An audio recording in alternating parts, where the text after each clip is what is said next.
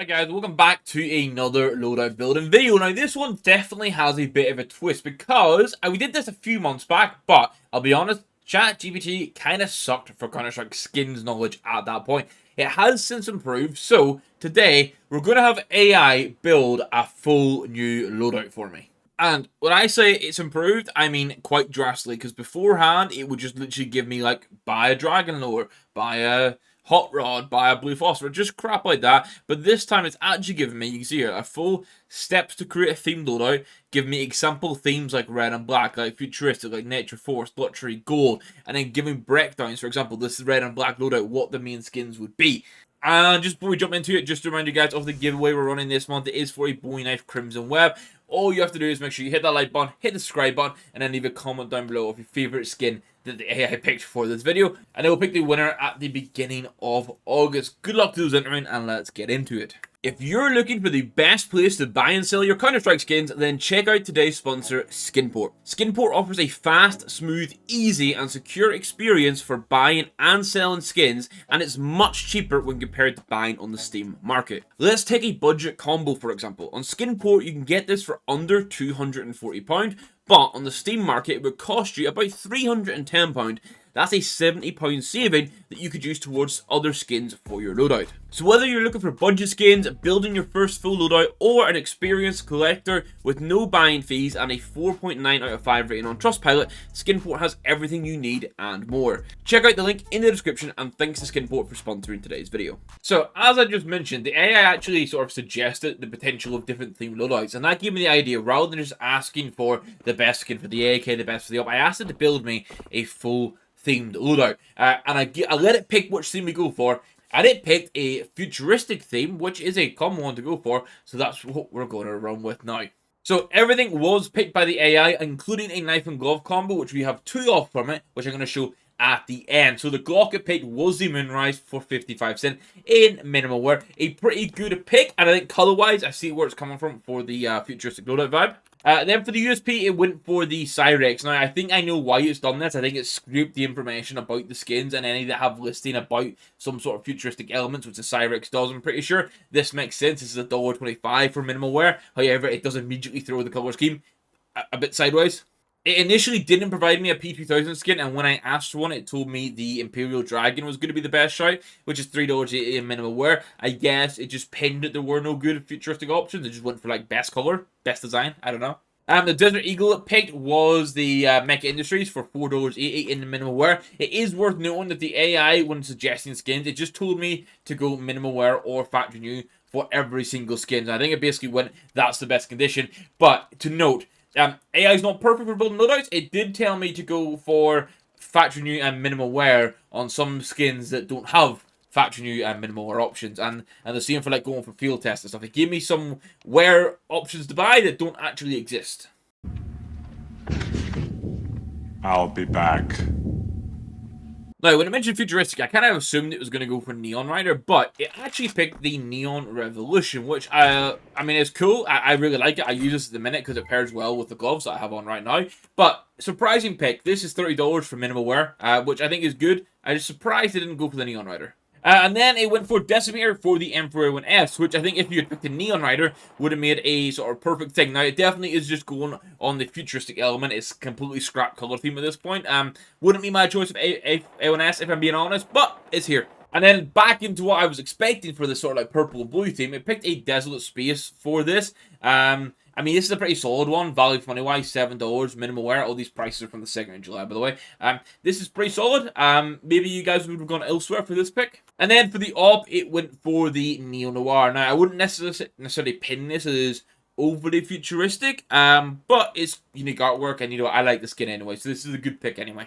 For the MP9, it picked the Goo, which is a $50 skin in minimal wear. You guys know this is always one of my go-to budget MP9 picks, so I'm glad it aligns with me here. Now, where I did go for the Neon Rider was the Mac 10, which I think for $5.70 minimal wear is definitely the right choice. Again, I'm just surprised it didn't pick this for the AK if it is picking it for the Mac 10 as well. And maybe that's why you watch my videos rather than asking AI, because, you know, I'm better at pairing like that. Now, the Asimov collection of skins definitely makes sense for this. If you read the descriptions of the Asimov, what inspired him and everything, it 100% ticks the box for this sort of futuristic loadout. So field test it as I'm up here. This is one of the ones that told me to buy in minimal wear, or I think Factory New asked me to buy it in, which is just not possible. So yeah, $2.20, field test it, lovely.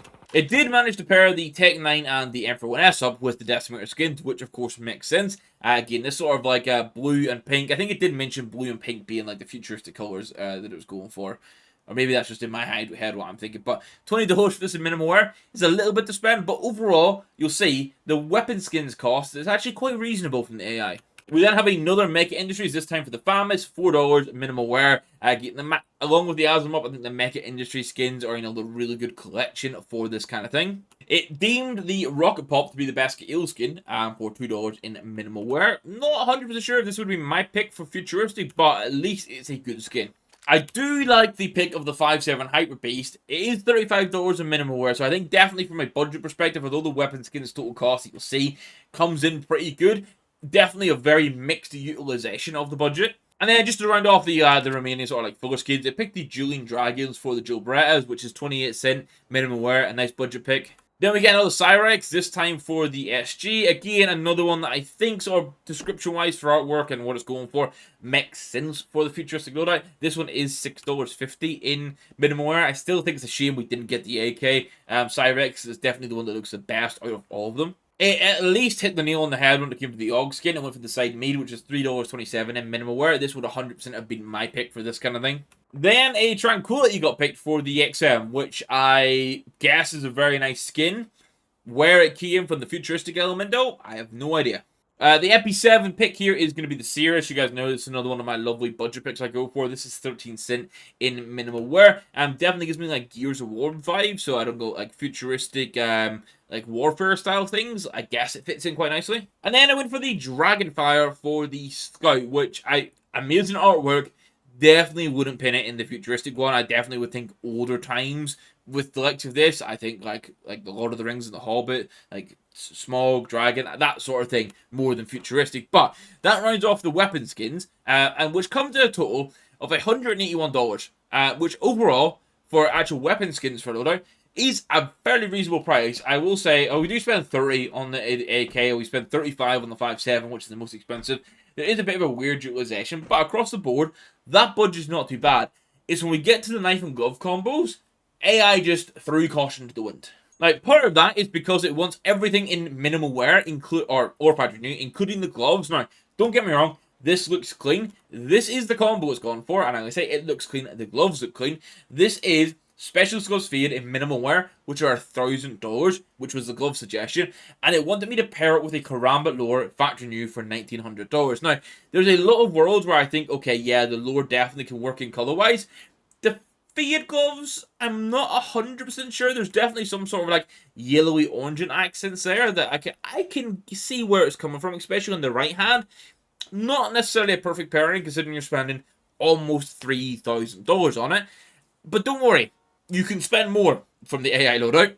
It suggested this one, which I can get behind a little bit more. It went for King Snake gloves at minimal wear, $1,200, with a Gamma Doppler Phase 2 butterfly knife, which from my prices at the time were about $3,100, which means that this combo is $5,000. So you got a $5,000 combo, and then you got $180 worth of skins to pair with it. Now, I do prefer this one because the white gloves make sense. You don't mix color skins. It acts as a neutral one for it, which is kind of good.